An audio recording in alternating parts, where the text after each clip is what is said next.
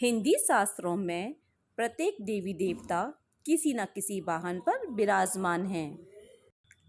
जैसे कि भगवान विष्णु का वाहन गरुड़, माँ लक्ष्मी का वाहन उल्लू, माँ सरस्वती का वाहन हंस, महादेव जी का वाहन नंदी बैल, गणपति महाराज का वाहन चूहा और कार्तिकेय का वाहन मोर है। ऐसे ही अनेकों देवी देवता हैं जो वाहन पर विराजमान हैं। जैसे कि माँ दुर्गा शेर पर विराजमान हैं। शेर पर विराजमान होने के कारण ही माता दुर्गा को शेरों वाली माता भी कहा जाता है। पर शेर ही माँ दुर्गा का वाहन क्यों बना?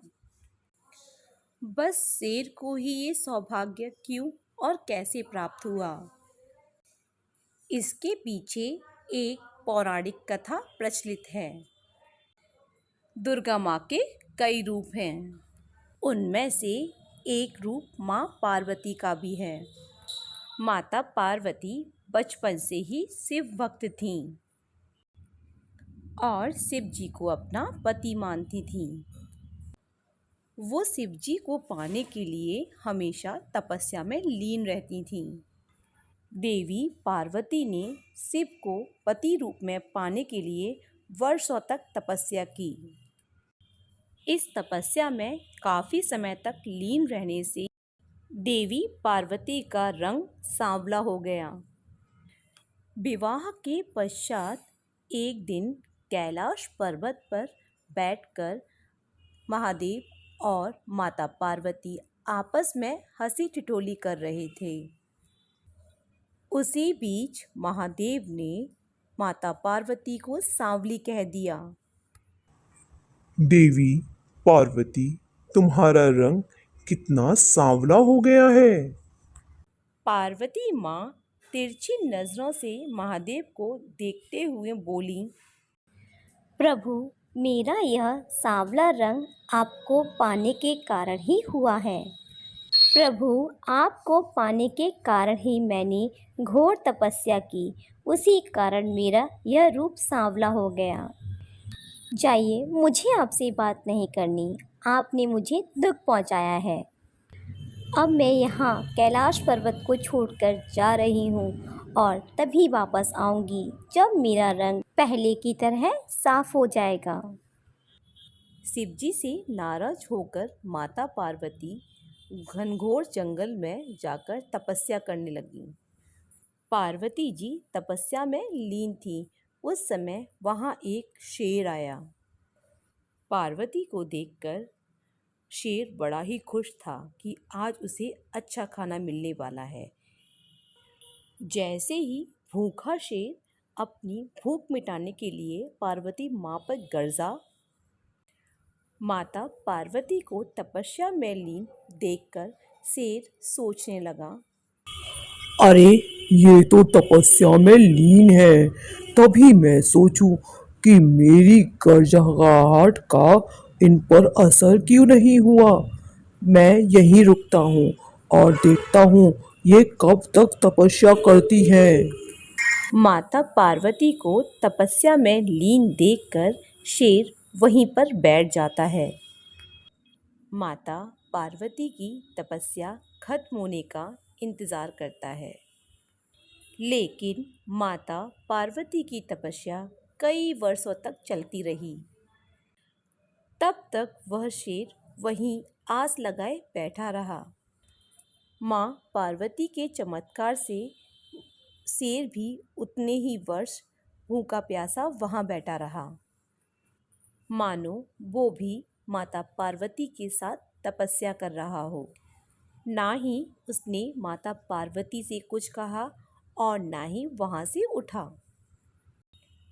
तब के कई वर्ष बीत जाने के बाद माता पार्वती से खुश होकर महादेव जी वहाँ आए और बोले, पार्वती, आंखें खोलो, मैं तुम्हारी भक्ति से प्रसन्न हुआ। और तुम्हें गोरा होने का वरदान देता हूँ। देवी, तुम गंगा स्नान करो, जिससे तुम गॉड वर्ड की हो जाओगी। अपने उज्जवल गॉड वर्ड के कारण अब से संसार तुम्हें गौरी के नाम से भी जानेगा और अपने सांवले रूप के कारण तुम माता कौशिकी के नाम से भी जानी जाओगी। आप धन्य हैं प्रभु।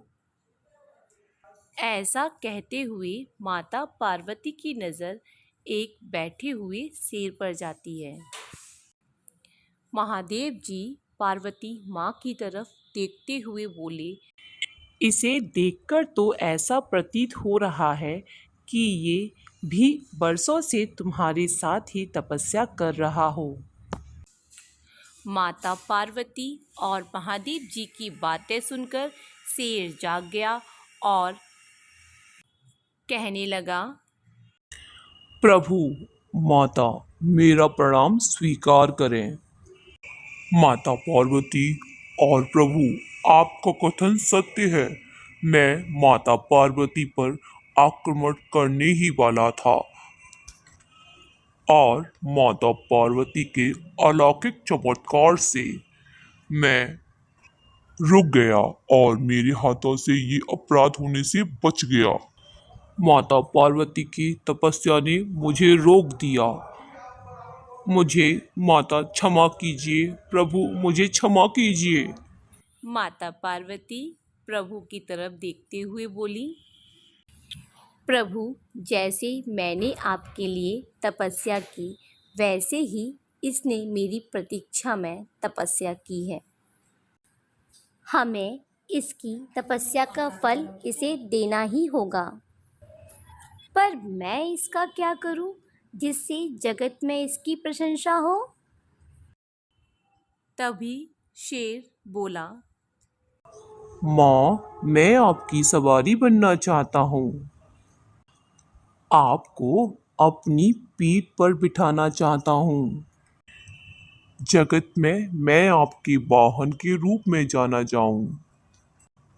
मुझे अपने वाहन होने का वरदान दीजिए माँ।